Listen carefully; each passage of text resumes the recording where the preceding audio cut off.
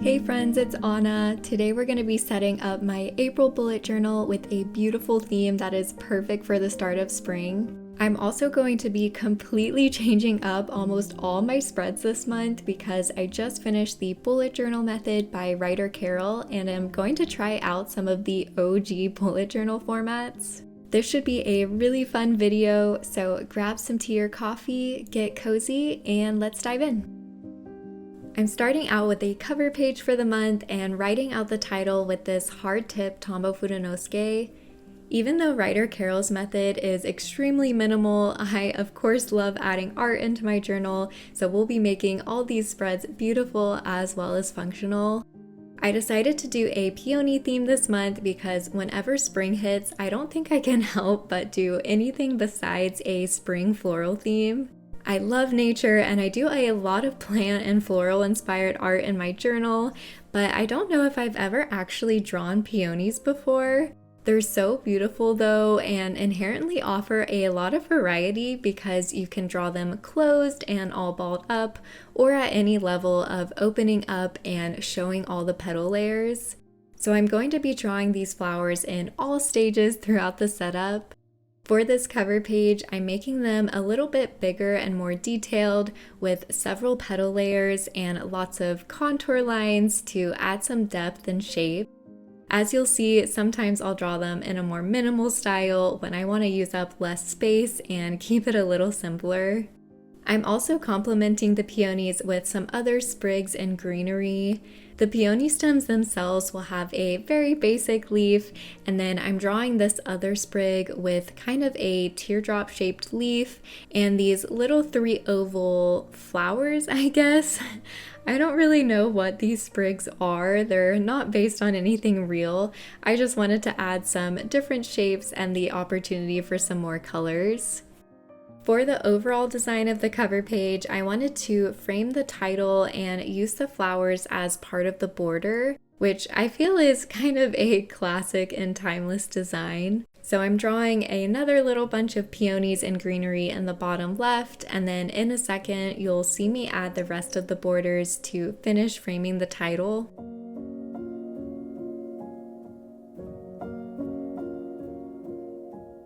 Now to add some color, we're going with a muted and soft pink palette for this setup. I'm mostly using some brush pins from Ohuhu and then 2 colors from Tombow as well. I'm starting with the dark pink from Tombow to finish the frame with the fine tip point. I'll list all the color numbers in the description, and as always, all the supplies I'm using in this video will be linked as well. Ohuhu actually gave me a special deal for you guys too, so you can use the link in my description and code ANNABRUNS for 10% off your next purchase from their online store. I'm using this light salmon color for the peonies and going over all the contour lines twice to make them a bit darker, which is a super easy way to add some depth and really elevate the drawing. For all the tiny little flowers and the greenery sprigs, I'm using a slightly darker pink for some variety, and then all the leaves are going to be in my favorite Tombow green. The flowers really start to pop when you add the green because of the contrast between the warm and cool tones, which I think looks really pretty. But also, if you wanted to keep this design a little more muted or subtle, I think it would look really nice with light yellow or beige leaves too. And that's our finished cover page. Moving to the left side, this is normally just a quote page for me, and I am going to put a little quote from Audrey Hepburn in the middle, but I'm also going to use this space for some March takeaways and April intentions. I guess this would technically be a custom collection in the official bullet journal method lingo. I do reflections at the end of the month and usually have a few light bulb moments or actionable takeaways which I'd like to implement moving forward. So I thought it would be helpful to have a space in my April setup for those takeaways. For example, something I realized recently is that I can actually edit my videos a lot faster if I'm listening to an audiobook because the book keeps my mind from wandering and getting really distracted from the somewhat tedious task of editing. So that could be a helpful thing to write for April, to intentionally start playing audiobooks every time I'm editing. And this really kind of blends in with the section below for intentions. If you've been following along with me, you know I've been doing monthly intentions for a long time, and these are just general focuses or priorities I have for the month. I maybe could have combined these sections, so we'll see how it goes when April arrives and I'm filling this out. There's going to be a lot of experimenting this month because, like I mentioned, I'm trying out some completely different spreads. To decorate this page, I drew some smaller peonies in the corners of each section, and I'm using this really desaturated pink to kind of denote where I'll be writing.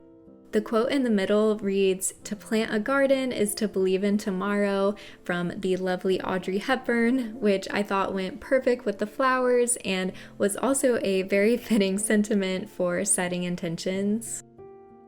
Moving on to one of the biggest changes, I'm going to be trying out an April log instead of calendar. I normally draw an actual calendar that takes up 2 pages, but I'm trying out the original monthly log system, which I have to say is way simpler to set up. All I needed to do was draw one vertical line to create 2 columns, the one on the left for the days of the month, and the space on the right is where I'll write all my calendar events. I'm very curious to see how I like this because I'm already feeling like I'll have a lot more space. One reason I was hesitant to give up the calendar was I really like being able to visualize the month and see each week, but I read the tip of drawing horizontal lines to separate out the weeks, so I added that after filming, and I also think I'm going to write the days of the week to the left of each date so I can easily see, okay, April 4th is a Thursday. Besides the log providing more space, another positive I'm already seeing is that since I'm about to make my tasks and goals page on the right side, I'm thinking I'll flip back to this monthly log a lot more often, which bodes well for staying on top of upcoming events. I will definitely keep you guys posted in my next plan with me on how I like the log versus the calendar.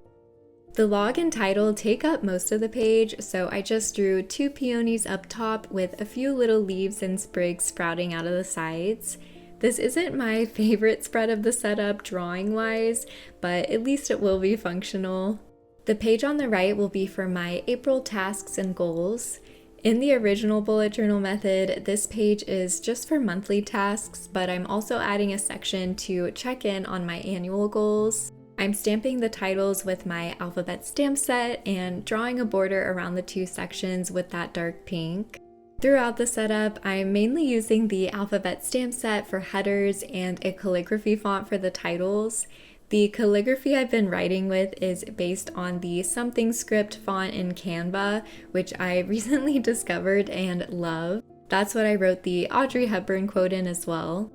So the monthly tasks are pretty self-explanatory. This is where I'll write down any to-dos I want to get done in April. I plan on relying on this a little more heavily next month because I'm actually not doing a rolling weekly task list anymore. Instead, I'm solely going to rely on this monthly list and daily lists, at least for personal tasks, so we'll see how that goes. The goals section below is specifically for checking in with my annual goals. In my 2024 journal setup, I listed out 10 bigger goals for 2024, and each month I've had this section to make a plan for which of those goals I'm going to work on that month and what smaller steps I want to take towards the overall goal, which I feel like has really been helping me stay in tune with the big things I wanted to accomplish this year and actually make incremental progress.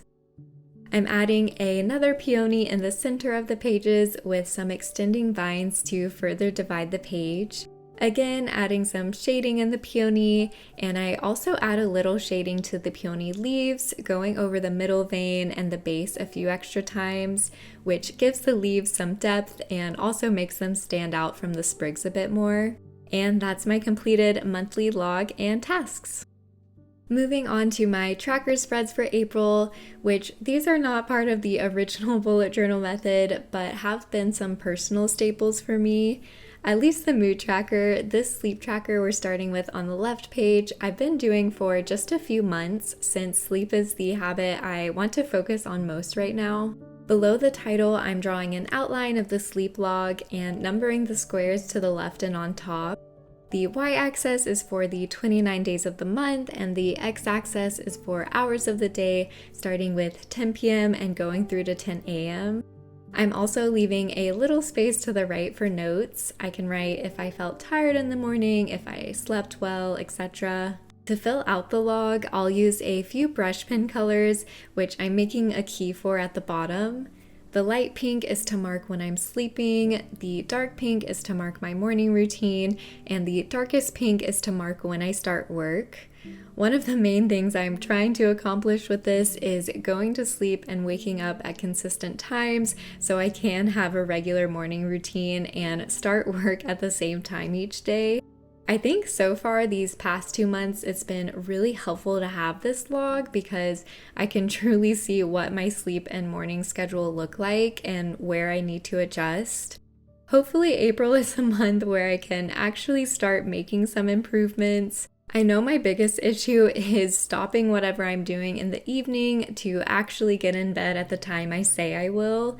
But if I'm reading a good book or if I'm cleaning or doing a chore where I'm not finished, I really struggle with that.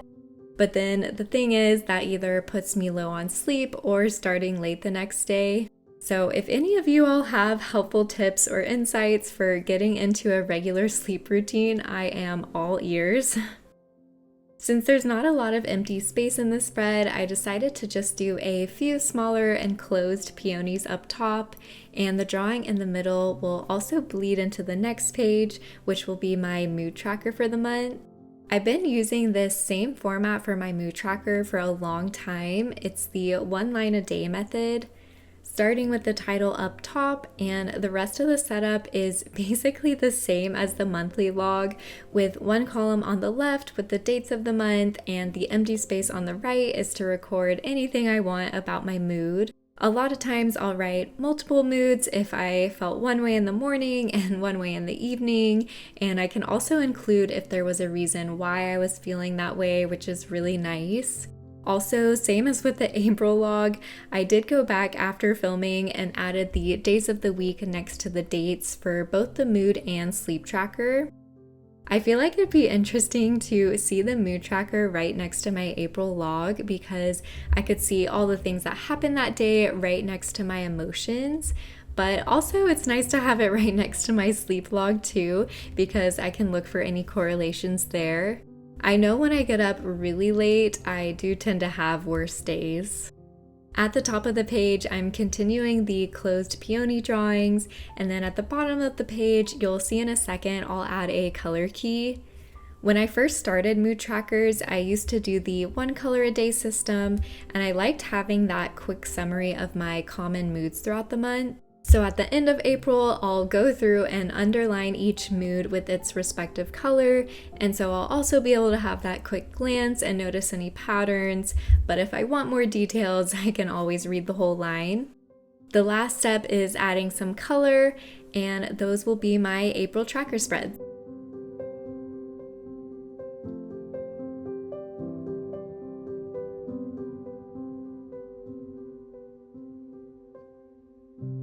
On to my last 2 spreads before we get to my weekly log. These are both really simple.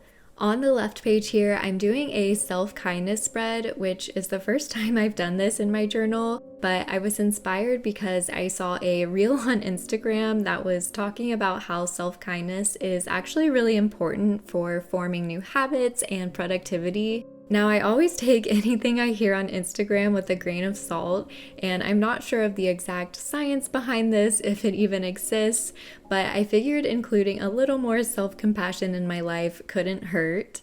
And this was also around the same time that I was learning some self-kindness meditations through my meditation app, so I felt like the stars were aligning for this to be something I focus on in April.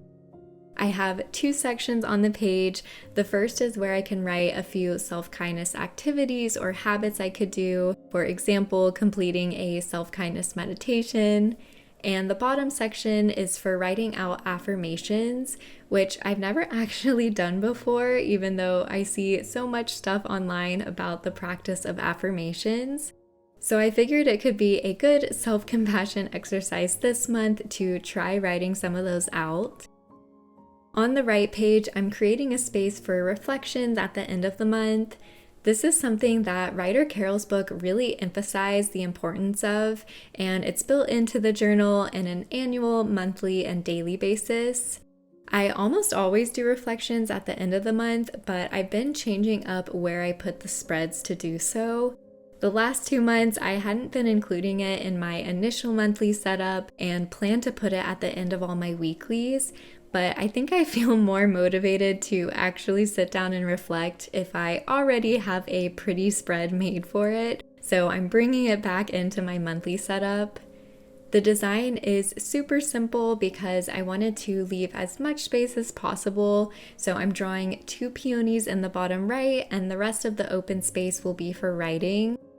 I really liked a quote from the bullet journal book that said, "Soul searching doesn't need to be confined to the dark seasons of our lives. It can be a gentle part of every day." I really think that reflecting has been one of the best habits that bullet journaling has instilled in me in the past couple years. I don't have another journal that I routinely write in, so these are kind of my opportunities to do some long form journaling. And I've really found that if I don't stop to think about why I'm doing what I'm doing, or what works and what doesn't, and the why behind that, all the tracking and logging and lists just aren't nearly as valuable then if I don't reflect on them.